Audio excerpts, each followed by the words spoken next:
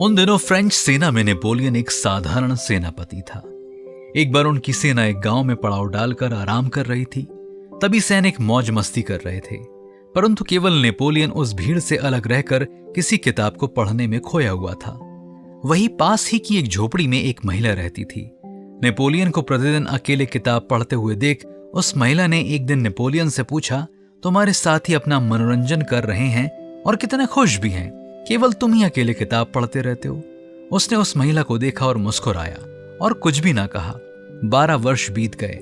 अब नेपोलियन को फ्रेंच सेना के एक विशेष अध्यक्ष का पद मिल चुका था। उसी गांव में उन्होंने फिर से पड़ाव डाला।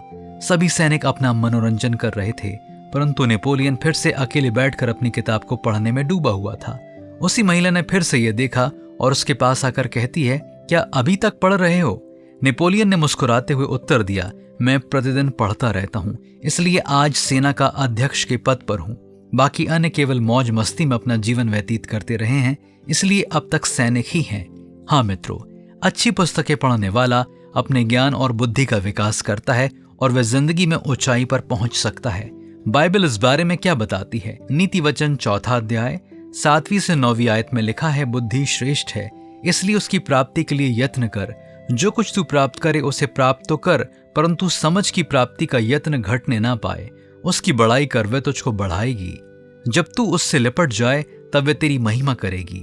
वह तेरे सिर पर शोभायमान भूषण बांधेगी और तुझे सुंदर मुकुट देगी। तो आइए आज से हम उन पुस्तकों को पढ़ने की आदत डालें जो हमें बुद्धि और समझ की प्राप्ति देती हैं।